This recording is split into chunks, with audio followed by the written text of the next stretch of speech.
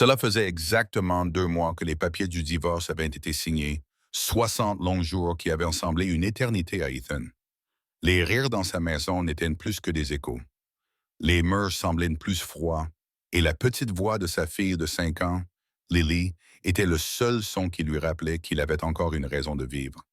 Il pensait avoir tout vu, le chagrin, la trahison et la solitude. Mais rien ne pouvait le préparer à la visite qui allait arriver ce dimanche matin. Lorsqu'il ouvrit la porte, il se figea.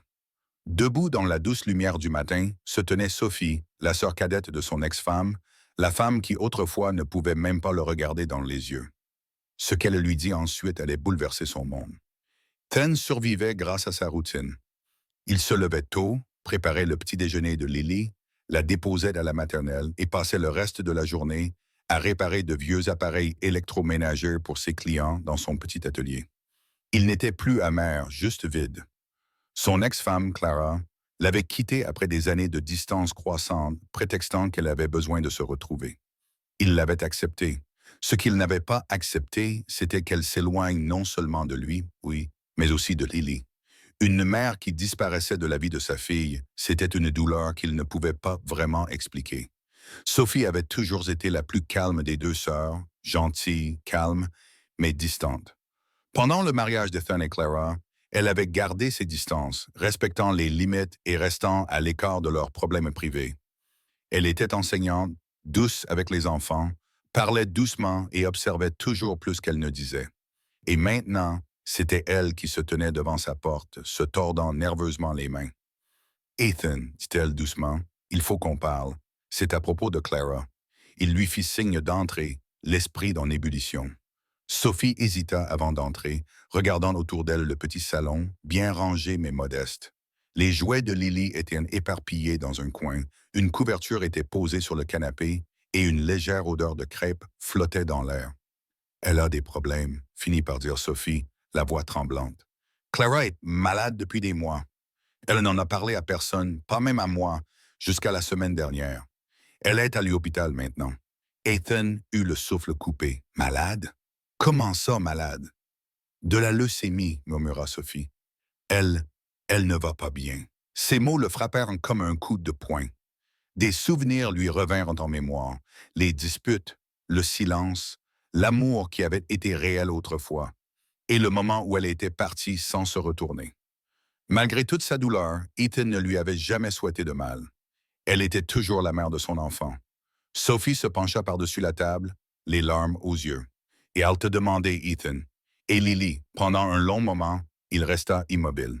Puis, sans un mot, il se leva et se rendit dans la pièce voisine. Lorsqu'il revint, il tenait le petit sac à dos rose de Lily. Allons-y, dit-il. L'hôpital était calme lorsqu'ils arrivèrent. Clara semblait pâle, fragile, loin de la femme confiante qui se tenait autrefois fièrement debout dans chaque pièce. Elle ouvrit faiblement les yeux lorsqu'elle les vit. Ethan, Lily, murmura-t-elle. Lily courut vers sa mère, sa petite voix rompant le silence.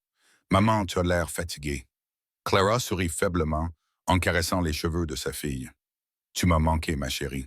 Ethan resta en retrait, le cœur lourd d'émotions qu'il ne pouvait nommer. Clara le regarda alors, les larmes coulant sur ses joues. J'ai été lâche, dit-elle d'une voix rauque. Je pensais avoir besoin de liberté, mais ce dont j'avais vraiment besoin, c'était d'une famille. Je suis tellement désolé. Il ne dit rien. Il n'y avait pas de mots parfaits pour des moments comme celui-ci. Seul le silence et le pardon, tacites entre eux, régnaient. Les jours suivants, Ethan rendait visite à Clara tous les soirs avec Lily. Sophie était toujours là, assise tranquillement à côté de Clara, prenant soin d'elle, réconfortant Lily quand elle pleurait. Au fil du temps, Ethan commença à remarquer la force dont Sophie faisait preuve, une force que personne ne lui avait jamais reconnue. Elle était douce mais farouche quand il s'agissait de sa famille. Les semaines passèrent et l'état de Clara empira. Une nuit, alors que les lumières de l'hôpital s'éteignaient, elle prit la main d'Ethan et lui murmura. « Promets-moi quelque chose. Prends soin d'elle et prends soin de Sophie aussi. Elle a été ma force quand je n'en avais plus. » Ethan eut la gorge serrée. Il acquiesça, incapable de parler. Point. Quelques jours plus tard, Clara s'éteignit paisiblement, laissant derrière elle le silence et une étrange forme de paix. Les mois passèrent. Ethan a essayé de reconstruire une vie pour Lily, Avec les trajets à l'école, les histoires avant de se coucher, les petites promenades dans le parc. Sophie passait souvent, aidant Lily à faire ses devoirs, préparant le dîner ou simplement leur tenant compagnie. Elle n'a jamais essayé de remplacer sa sœur. Elle est simplement devenue une partie intégrante de leur monde. Une présence discrète qui a ramené de la chaleur dans la maison. Un soir, alors que la pluie tombait doucement dehors, Ethan a trouvé Sophie dans la cuisine, aidant Lily à faire des biscuits. Elle riait, ce rire doux et sincère qui illuminait la pièce. Lily leva les yeux et dit innocemment, « Et Sophie, tu devrais rester avec nous pour toujours. Papa sourit plus quand tu es là. » Sophie se figea, les joues rougissants. Ethan, debout près de la porte, ne put s'empêcher de sourire lui aussi, après avoir couché Lily ce soir-là. Il sortit sur le porche où Sophie se tenait, regardant la pluie. « Elle a raison, tu sais, » dit-il doucement. Sophie se tourna vers lui, les yeux écarquillés. « À propos de quoi? » »« À propos du fait que tu as redonné à cet endroit l'atmosphère d'un foyer. » Il y eut un silence. Le genre de silence qui en dit plus long que les mots. « Je n'aurais jamais pensé retrouver la paix, » admit-il. « Mais d'une manière ou d'une autre, tu l'as ramenée. Non pas en remplaçant quelqu'un, mais simplement en étant toi-même. » Les yeux de Sophie brillèrent.